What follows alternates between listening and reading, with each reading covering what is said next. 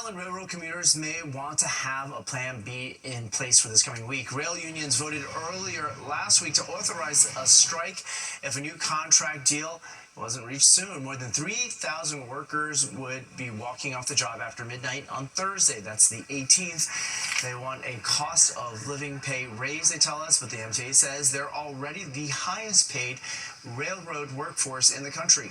Commuters we spoke with seem to be taking news of a possible shutdown in stride. Prepared for all that? Not really. It's not going to be pleasant, but I got an express bus where I live, so I could take that into the city. I like the LA Double R a lot. They're very good. If they need to strike, then, we got to do it. Well, if a strike does happen, the MTA will run shuttle buses, they say, to the A and 7 subway lines. President Trump telling NATO to hit Russia in the pocketbook. Trump posting that if NATO countries stop buying oil from Russia, it will end the country's war with Ukraine. Turkey, a NATO non-member, is, for example, one of the largest buyers of Russian oil, coming in after China and India. A barrage of airstrikes in Gaza City as the air attacks are part of Israel's ground offensive to take over the city, which Israel says is Hamas's final stronghold. The Israeli military urged residents to evacuate, but many of them cannot afford transportation and alternative housing and have been stuck in the city. The United Nations has warned that displacing hundreds of thousands of people will exacerbate the already dire humanitarian crisis there. And Secretary of State Marco Rubio will be meeting with Israeli Prime Minister Benjamin Netanyahu today and also on Monday in Jerusalem. Rubio says he wants to hear from Netanyahu about how he sees the way forward when it comes to Gaza following Israel's attack on Hamas operatives in Qatar. That attack appears to have ended attempts to secure an Israel-Hamas ceasefire and the release of the remaining hostages. Before leaving for Israel, Rubio said President Donald Trump remained unhappy with the Israeli strike, but that it would not shake U.S. support for Israel. A months-long disruption for weekend path train riders. Come back, we've got the need to know when it comes to getting around the station closures. And the Bronx is going bananas, one could say, for an out-of-town team. The Savannah Bananas are taking over Yankee Stadium, and they're sending comedy to the mound. If you could pass. Standing room only at Yankee Stadium, but as you can see, not for anybody in pinstripes. The Savannah Bananas has the Bronx going crazy for the trick-filled show. Fox 5's Richard Jokovis got into the action. Saturday night in the Bronx, you couldn't help but feel the excitement long before first pitch. 45,000 plus, all of them ripe for the fun that they're about to see unfold for the first time inside historic Yankee Stadium. More than just a baseball game. This is the Banana Bowl, starring the world-famous Savannah Bananas, a cultural phenom that started online but has grown into a full-blown movement. I can't explain it. It's just like a feel. I don't know what it is. I can't. Fun watching it, and all the trick plays are incredible. And he just hit a home run that's so nice, and a fan caught a ball. It's crazy. Call them exhibition baseball's most entertaining team, a team that sells out stadiums across the country, making a pit stop this weekend in the Bronx for 2 sold-out games. And whether you dressed as a banana or donned your best yellow, this was a night to dance.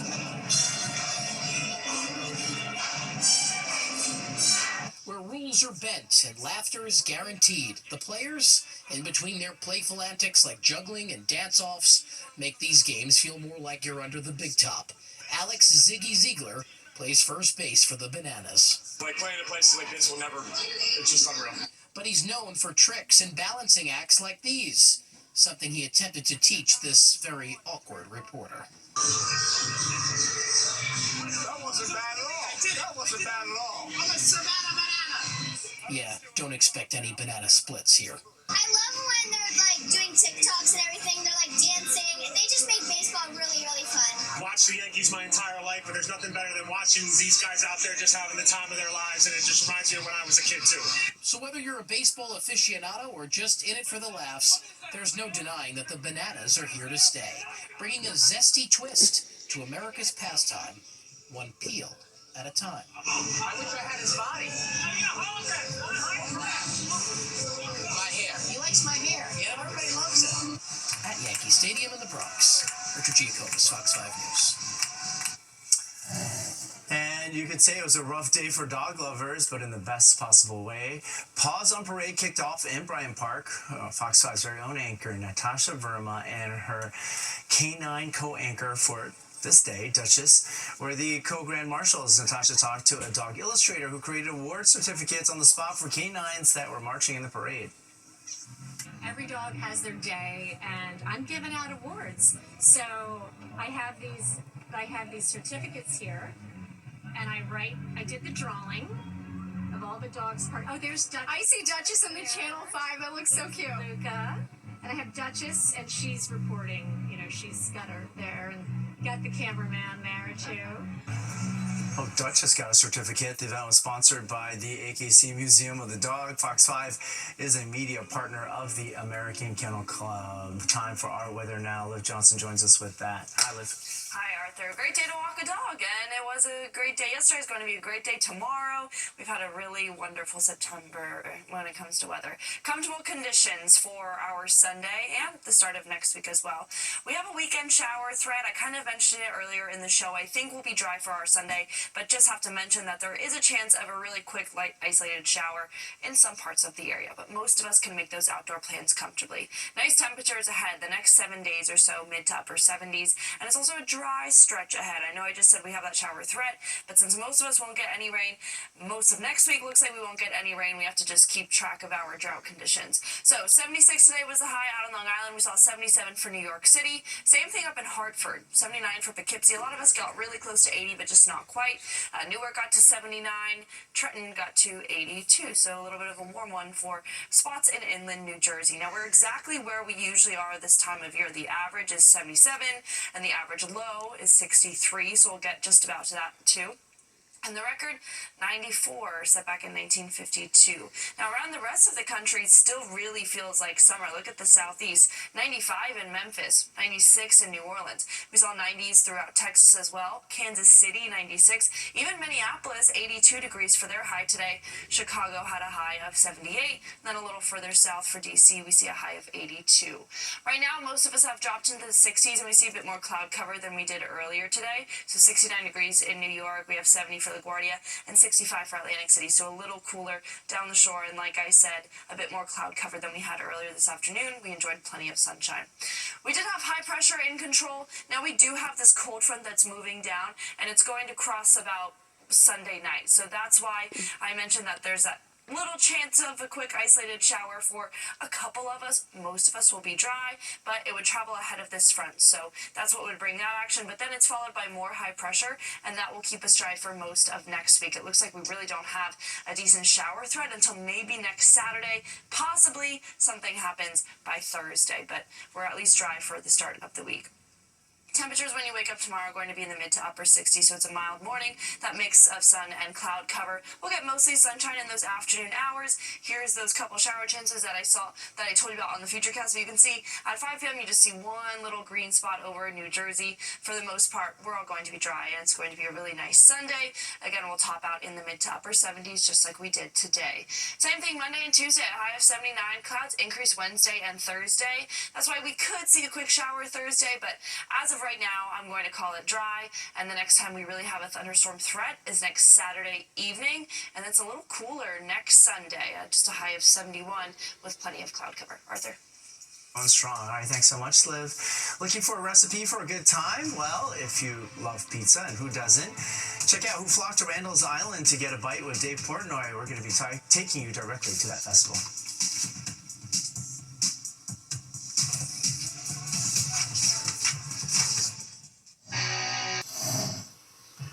The founder of Barstool Sports is taking a bite out of the Big Apple, one slice at a time. Dave Portnoy bringing his love of a good pie to Randall's Island, and Fox 5's Stephanie Bertini got a taste. Pizza time! From local shops to pizza places from across the nation. Oh my gosh, I'm on my fourth slice and I'm stuffed, but I still want to power through. So good, right? So good, so good. It's all very good indeed. All right, I'm going to try it. Thank you so much. We appreciate you. All right, thank you. Enjoy your pizza. And I'm among those enjoying every single bite, even handing over my mic while I try slice after slice. The sauce is so good. Great pizza options. To see that many is incredible. I saw Dave walk by, which was really exciting. A lot of people came for Dave. Yeah. That's Dave Portnoy, the man behind it all. Recognizable to many, the Barstool Sports founder, Fox Sports contributor, and pizza aficionado, attracting people from across the tri-state and the nation to this pizza festival on Randall's Island. I'm here for the pizza and a good time. You guys at South Dakota, right? That's your family? Yeah. Dave Portnoy's One Bite Pizza Festival is a ticketed event for people of all ages, featuring Dave's popular pizza spot picks. He's known for rating pizza places and sharing his thoughts with the public. His endorsement often giving pizza shops a great business boost. Owners appreciate what he means to the pizza industry. He's constantly out there putting pizza places on the map. You know, you can't pay for that deal. Here, pizza shop owners can share what they've got to offer, from their signature menu items to special pizza recipes. I'm several slices in, and I gotta tell you, I'm full already. But if I wasn't, I'd keep going because this is a pizza lover's dream. Between the pizza makers and the pizza eaters, there's plenty of memories to make at the festival. So what do you think, buddy? Good time or? Good, yeah. Is everyone full already? No. Not yet? This is my first time. They came last year. You're recruiting people now. Stephanie Bertini, Fox 5 News. Check that train schedule if you use the PATH train. What to know about a months-long weekend suspension for some Jersey train stations. And shockwaves from the death of Charlie Cook rippling around the world regardless of political stance. We've got the message leaders are sending tonight. Charlie Kirk's murder is rippling across the globe. Many world leaders are speaking out against his killing and celebrating him as a defender of free speech. Correspondent Stephanie Bennett is in London with more. Regardless of political stance, people from across the world have expressed shock, anger, and outrage at such grisly violence. Charlie Kirk had a massive following abroad. This year, he spoke in the UK, Japan, and South Korea. His Turning Point USA has international offshoots, too. Politicians across the spectrum denounced the killing.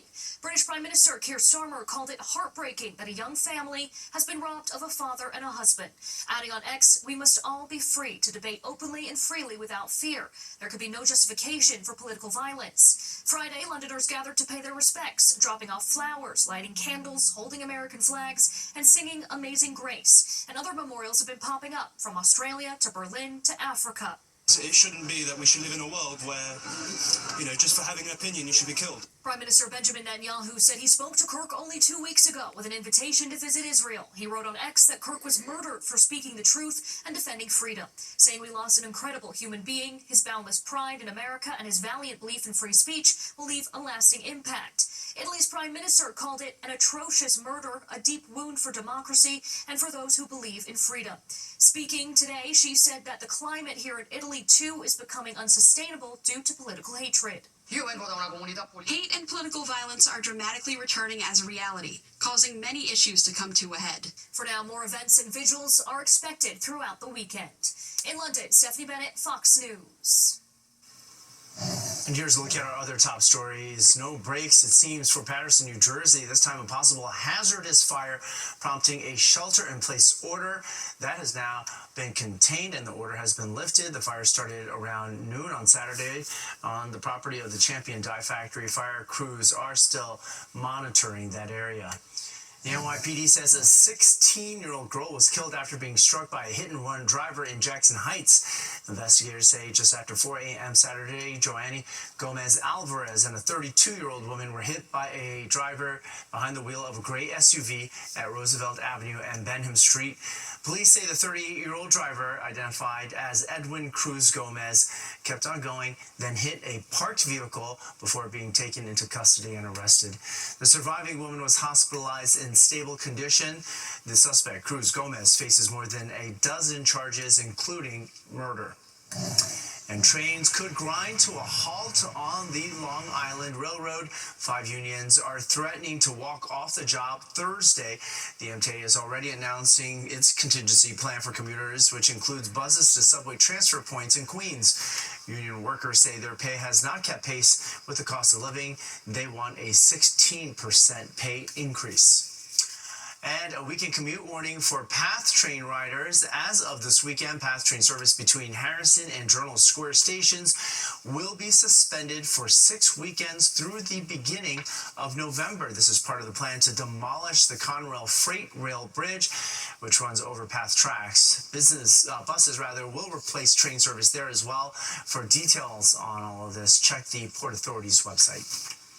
Farmingdale residents are teeing up for the Ryder Cup, and Jody Goldberg found out they are in for scoring some big bucks. Fans are getting creative with where to park, and so are locals, turning their backyards and driveways into prime real estate for the Ryder Cup. I'm Jody Goldberg on Long Island. I'll tell you more about it coming up.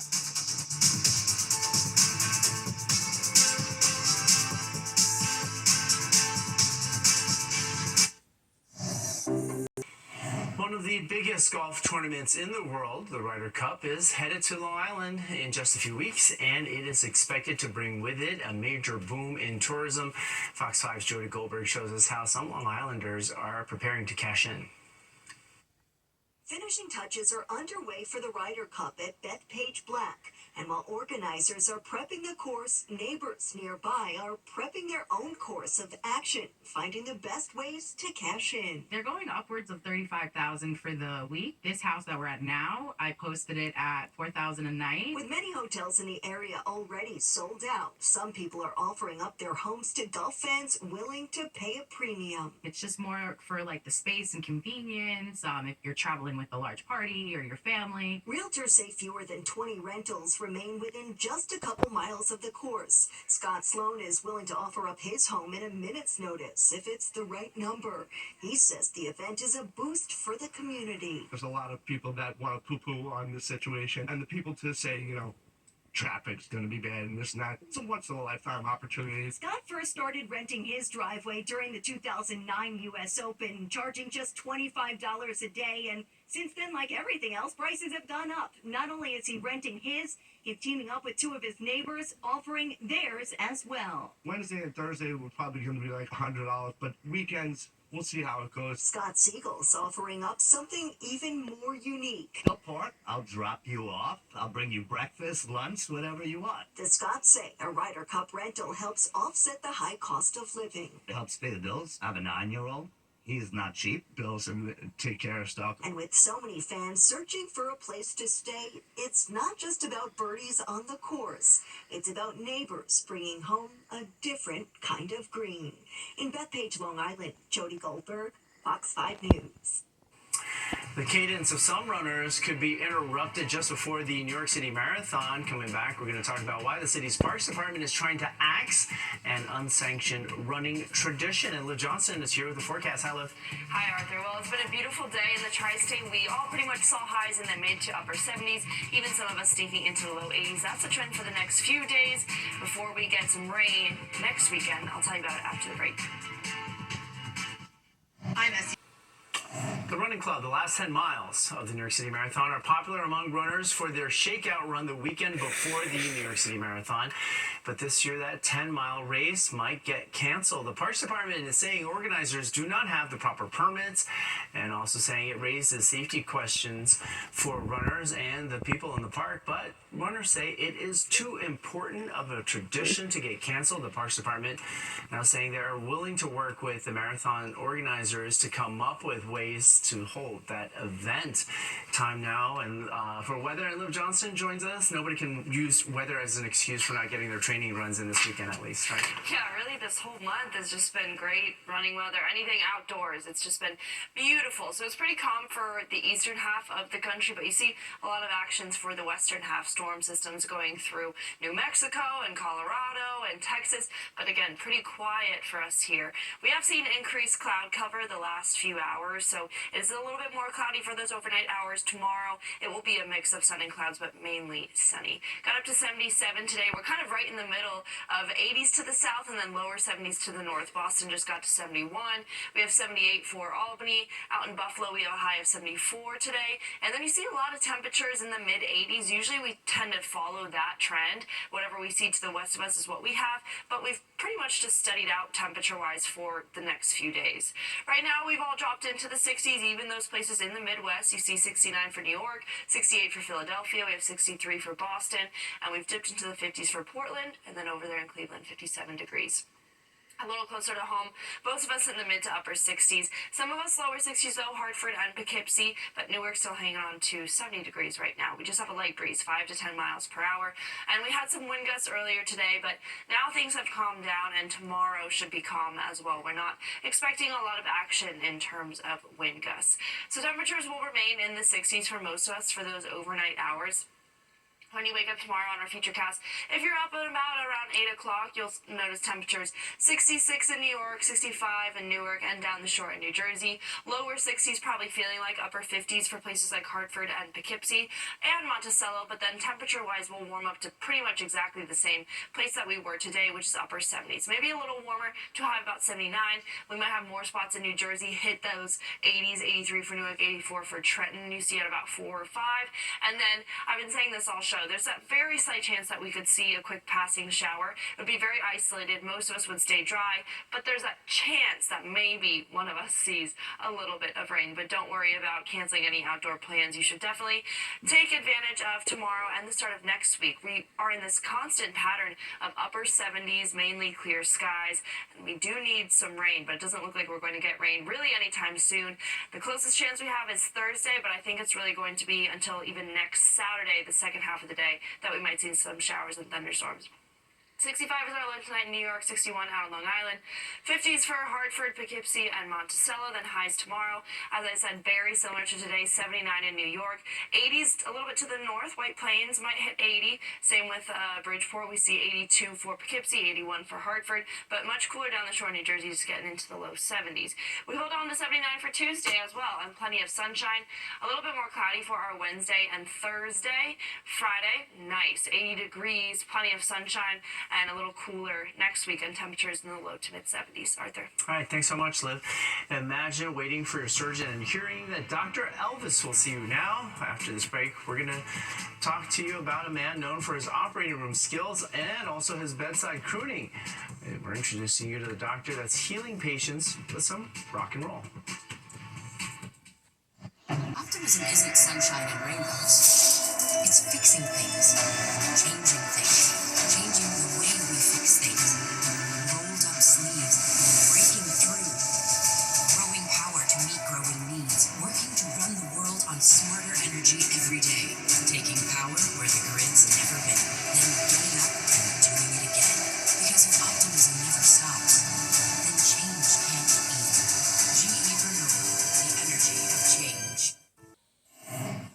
Wise men say only fools rush in.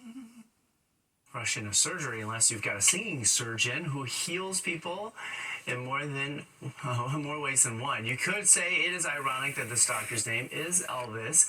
He says he has two gifts. One, healing the body, the other, healing the soul. Fox 5's Richard Jacobus got all shook up after making the rounds with Dr. Elvis in Lower Manhattan. Orthopedic surgeons are a dime a dozen in New York City, but for Dr. Francois, he may very well be a cut above the rest. There's always this inspirational part of how I can connect and touch people with medicine. Dr. Francois is no ordinary surgeon. In fact, his real passion is a gift, one that he uses to heal. Wise men Men say only fools rush in. Okay, now we'll really blow your mind. Dr. Francois's first name is Elvis, named after the king of rock and roll by his mom, who was the ultimate Elvis superfan. Apparently, the day that I was actually born, when I was at the hospital, on the television, there was an Elvis Presley special. And so my father wanted me to be named Gregory. And my mom, she saw the special and she said, you know what, I think this is a sign. We're going to name him Elvis.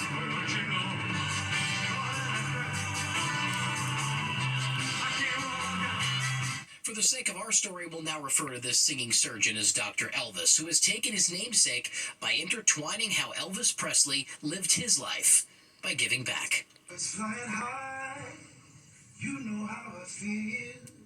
Singing to his patients at their bedside post-surgery. For Dr. Elvis, it's how he connects with his patients. Dr. Elvis began crooning patients back at the Mayo Clinic in Minnesota when he first began, and just 3 months ago, his life changed. He got the call to practice medicine here in New York City, and in those 3 months, Dr. Elvis became the king of post-op rooms and hospitals across Manhattan. And this Christmas will be.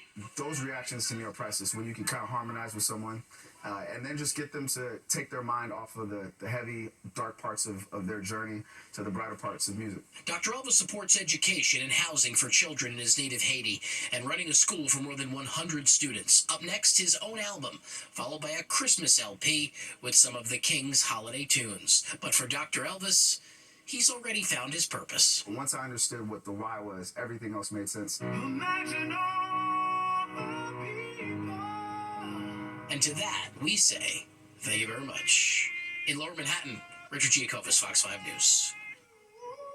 Oh gosh, thank God Jennifer Williams is here now to check out what's coming up in sports. Hi, Jennifer. Great story and have some great news for New York sports fans. The Red Sox have really had the Yankees' number this year, but the Bombers answered the call this weekend in Boston. More after the break. As you heard earlier, the Savannah Bananas are in the Bronx and the Yankees are in Boston taking on the division rival Red Sox, considered one of the most storied rivalries in all of baseball. This one has been surprisingly lopsided this year, but on Saturday, the Yankees were in a position to take the series. Big game for second baseman Jazz Chisholm in the fifth. He hit a solo shot to right, his third hit of the game and 29th home run of the year to give the Yankees a 4-0 lead. Jazz driving in 3 of those 4 runs. Yankees would go on to top the Red Sox 5-3 with the win. New York pulled 2.5 games ahead of Boston in the race for the American League's top wildcard spot, which would give the Yankees home field advantage in a possible first-round matchup with the Red Sox. Here's more from Jazz. I mean, all I want to do is help my team win. You know, all I want to do is come out with a win after the game every day, and I feel like today I kind of did that a little bit, and that's all I ask for every day is that I come in with the mindset of helping my team win.